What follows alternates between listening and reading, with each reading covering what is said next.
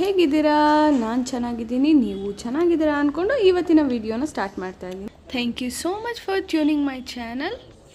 I am so happy. ನಿಮಗೂ ಕಡಿಮೆ ಮಾಡಬೇಕು ಅಂತ ಅನಿಸಿದೆ, ಅದಕ್ಕೆ ನೀವು ಥಂಬ್ನೇಲಲ್ಲಿ ನೋಡಿ, ಡಿಸ್ಕ್ರಿಪ್ಷನಲ್ಲಿ ನೋಡಿ ಈ ವಿಡಿಯೋನ ಕ್ಲಿಕ್ ಮಾಡಿರ್ತೀರಾ. ಈ ರೆಸಿಪಿ ಬಗ್ಗೆ ಹೇಳಬೇಕು ಅಂದರೆ ಇದು one of the traditional food ಮತ್ತು ಸ್ಟೀಮ್ಡ್ ಫುಡ್ಡು ಆಗಿರೋದ್ರಿಂದ ಇದು ತುಂಬ ಲೈಟಾಗಿರುತ್ತೆ ಬ್ರೇಕ್ಫಾಸ್ಟ್ಗೆ. ತಡ ಮಾಡದೆ ಈ ರೆಸಿಪಿ ಹೇಗೆ ಮಾಡೋದು ಅಂತ ನೋಡೋಣ ಬನ್ನಿ. ಈಗ ಫಸ್ಟ್ ನಾನು ಒಂದು ಪ್ಯಾನಲ್ಲಿ ಅಕ್ಕಿ ರವೆ ಹಾಕ್ಕೊಂಡು ಚೆನ್ನಾಗಿ ಫ್ರೈ ಮಾಡ್ಕೊತಾ ಇದ್ದೀನಿ. ನಾನು 1 ಕಪ್ ತೊಗೊಂಡಿದ್ದೀನಿ. ನಿಮಗೆ ಬೇಕಂದರೆ ಎಕ್ಸ್ಟ್ರಾ ಆ್ಯಡ್ ಮಾಡ್ಬೋದು, ಮನೇಲಿ ಎಷ್ಟು ಜನ ಇರ್ತಾರೆ ನೋಡಿಕೊಂಡು. ಈ ಅಕ್ಕಿ ರವೆ ಕಲರ್ ಏನು ಚೇಂಜ್ ಆಗೋಲ್ಲ, ಸ್ವಲ್ಪ ಪರಿಮಳ ಬರುತ್ತೆ. ಆವಾಗ ನೀವು ಇದನ್ನ ಸ್ಟವ್ ಆಫ್ ಮಾಡಿಕೊಂಡು ಬೇರೆ ತಟ್ಟೆಗೆ ಹಾಕಿಟ್ಕೊಳ್ಬೋದು. ಮೊದಲೆಲ್ಲ ಆದರೆ ಅಕ್ಕಿ ರವೆ ಅಂದರೆ ಅದನ್ನು ಅಕ್ಕಿನ ಚೆನ್ನಾಗಿ ತೊಳೆದು ಅದನ್ನು ಹುರಿದ್ಬಿಟ್ಟು ಆಮೇಲೆ ಅದನ್ನ ರವೆ ಥರ ಪುಡಿ ಮಾಡ್ಕೊಳ್ಳೋರು. ಆದರೆ ಇವಾಗ ಈ ಅಕ್ಕಿ ರವೆ ಡೈರೆಕ್ಟಾಗಿ ದಿನಸಿಯಲ್ಲಿ ಸಿಗುತ್ತೆ, ಅದನ್ನು ತಂದ್ಕೊಂಡು ನೀವು ಈ ರೆಸಿಪಿ ಮಾಡ್ಬೋದು. ಇವಾಗ ನಾನು ಒಂದು ಪ್ಯಾನಲ್ಲಿ ಎಣ್ಣೆ, ಕಡಲೆಬೇಳೆ, ಉದ್ದಿನಬೇಳೆ, ಸಾಸಿವೆ, ಜೀರಿಗೆ ಮತ್ತು ಸಬ್ಬಸಿಗೆ ಸೊಪ್ಪು ಹಾಕ್ಕೊಂಡು ಚೆನ್ನಾಗಿ ಹುರ್ಕೊತಾ ಇದ್ದೀನಿ. ಜೊತೆಗೆ ಮೆಂತ್ಯ ಹಾಕ್ಕೊಳ್ತಾ ಇದ್ದೀನಿ. ಇಷ್ಟೆಲ್ಲ ಹಾಕ್ಕೊಳಕ್ಕೆ ಇಷ್ಟ ಇಲ್ಲ ಅಂದರೆ ನೀವು ಜಸ್ಟ್ ಒಂದು ಸ್ವಲ್ಪ ಕೊಬ್ಬರಿ ಎಣ್ಣೆಗೆ ಮೆಂತ್ಯ ಹಾಕ್ಕೊಂಡು ಕೂಡ ಮಾಡ್ಬೋದು, ಅಷ್ಟೇ ಒಗ್ಗರಣೆನೂ ಸಾಕಾಗುತ್ತೆ. ಈ ಥರನೂ ಮಾಡ್ಕೊಳ್ಬೋದು. ಮೆಂತ್ಯ ಇಸ್ ದ ಮೇನ್ ಫ್ಲೇವರ್ ಈ ಡಿಶ್ಗೆ. ಆ್ಯಂಡ್ ಇದನ್ನು ಚೆನ್ನಾಗಿ ಹುರ್ಕೊಳ್ಳೋಣ. ಮತ್ತು ಯಾವುದೇ ತರಕಾರಿಗಳನ್ನ ಆ್ಯಡ್ ಮಾಡಿಬಿಡಿ, ಅಷ್ಟು ಚೆನ್ನಾಗಿ ಬರೋಲ್ಲ. ಇದಕ್ಕೆ ನಾನಿವಾಗ 2 ರಿಂದ 2.5 ಕಪ್ಪಷ್ಟು ನೀರನ್ನು ಆ್ಯಡ್ ಮಾಡ್ಕೊಳ್ತಾ ಇದ್ದೀನಿ. ಅರ್ಧ ಕಪ್ ನೀರು ಹಿಂದೆ ಮುಂದೆ ಆದರೂ ಪರವಾಗಿಲ್ಲ, ಅಕ್ಕಿ ರವೆ ಈ ನೀರನ್ನ ಪೂರ್ತಿ ಹೀರ್ಕೊಳ್ಳುತ್ತೆ. ಸೊ ಇವಾಗ ಈ ನೀರು ಕುದೀತಾ ಇದೆ. ಇದಕ್ಕೆ ನಾನಿವಾಗ ಹುರ್ಕೊಂಡಿರೋ ರವೆನ ಆ್ಯಡ್ ಮಾಡ್ಕೊತೀನಿ. ಅದಕ್ಕೆ ಮುಂಚೆ ನಾನಿವಾಗ ಒಂದು ಇಡ್ಲಿ ಪಾತ್ರೆ ರೆಡಿ ಮಾಡ್ಕೊತಾ ಇದ್ದೀನಿ. ಇಡ್ಲಿ ಪಾತ್ರೆಗೆ ಸ್ವಲ್ಪ ಎಣ್ಣೆನ ಹಾಕ್ಕೊಂಡು ಪ್ರೀ ಹೀಟ್ ಆಗೋಕ್ಕೆ ಇಟ್ಟಿದ್ದೀನಿ. ಅಷ್ಟರಲ್ಲಿ ಈ ನೀರು ಕುದೀತಾ ಇದೆಯಲ್ಲ, ಇದಕ್ಕೆ ನಾವು ಹುರ್ಕೊಂಡಿರೋ ರವೆನ ಸೌಟ್ ಆಡಿಸ್ತಾನೆ ಹಾಕ್ಕೊಳ್ಬೇಕು. ಇಲ್ಲಾಂದರೆ ಗಂಟಾಗೋ ಚಾನ್ಸಸ್ ಇರುತ್ತೆ.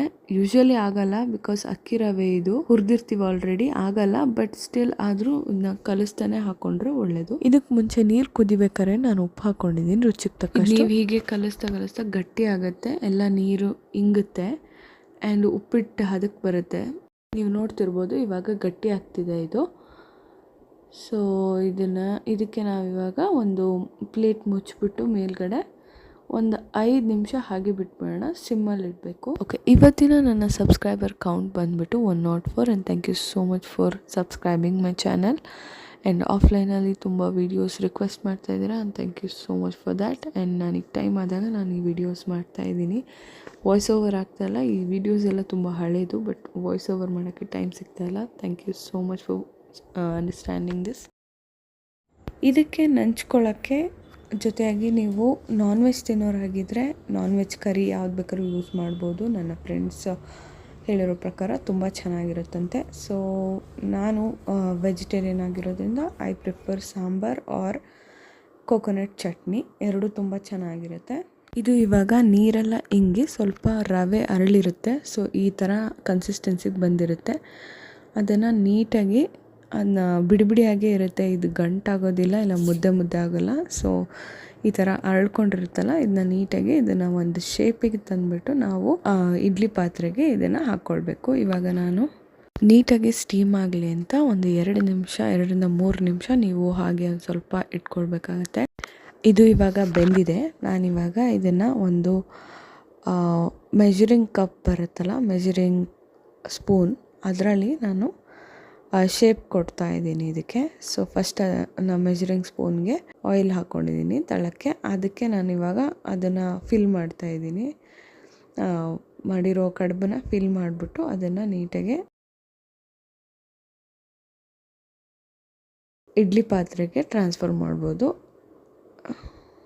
ಇವಾಗ ಒಂದು ಶೇಪ್ ಬರುತ್ತೆ, ಇಲ್ಲಾಂದರೆ ಅದು ಬಿಸಿ ಇರೋದ್ರಿಂದ ಅದು ಕೈಯಲ್ಲಿ ಮಾಡೋದು ಕಷ್ಟ ಆಗುತ್ತೆ. ಸೊ ಅದಕ್ಕೆ ನಾನು ಈ ಮೆಥಡ್ ಯೂಸ್ ಮಾಡ್ತೀನಿ. ನೀವು ಯಾವ್ದಾದ್ರು ಮೆಜರಿಂಗ್ ಕಪ್ ಅಥವಾ ಲೋಟ ಯಾವ್ದಾದ್ರು ಇದ್ದರೆ ನೀವು ಅದರಲ್ಲೂ ಮಾಡ್ಕೊಳ್ಬೋದು.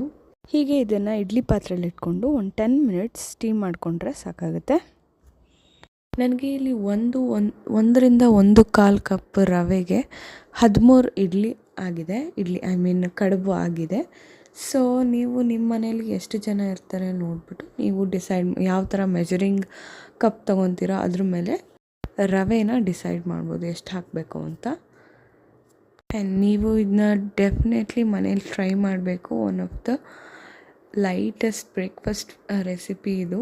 ಆ್ಯಂಡ್ ನೀವು ಕಾಫಿ ಟೈಮ್ಗೂ ಇದನ್ನು ಸ್ವಲ್ಪ ಫ್ರೈ ಮಾಡಿಕೊಂಡು ತಿನ್ಬೋದು. ಆ್ಯಂಡ್ ಇದು ತುಂಬ ಚೆನ್ನಾಗಿರೋ ಒಂದು ಟೇಸ್ಟಿ ಬ್ರೇಕ್ಫಾಸ್ಟ್ ರೆಸಿಪಿ ಆಗಿತ್ತು. Thank you so much for watching. And ಇನ್ನೂ ಒಂದು ಹೇಳಬೇಕು ಅಂದರೆ ನೀವು ಇದನ್ನು ರಾತ್ರಿನೇ ಮಾಡಿಟ್ಕೊಳ್ಬೋದು, ಬೆಳಗ್ಗೆ ಸ್ಟೀಮ್ ಮಾಡ್ಕೊಳ್ಬೋದು. ಆ್ಯಂಡ್ ವರ್ಕ್ ಹೋಗೋರಿಗೆ ಅಥವಾ ನ್ಯೂ ಮಾಮ್ಸ್ ಇರ್ತಾರಲ್ಲ ಅವರಿಗೆ ಇದು ಬೆಸ್ಟ್ ರೆಸಿಪಿ ಆ್ಯಂಡ್ ಈಸಿಯಾಗಿ ಕೂಡ ಮಾಡ್ಬೋದು. And thank you so much for watching till ನಾವು. ಹೀಗೆ ಸಪೋರ್ಟ್ ಮಾಡ್ತಾ ಇರಿ. ಇದನ್ನು ಮನೇಲಿ ಟ್ರೈ ಮಾಡಿ ಹೇಗೆ ಬಂತು ಅಂತ ಕಮೆಂಟ್ ಮಾಡಿ ತಿಳಿಸಿ. Thank you so much for watching. Bye.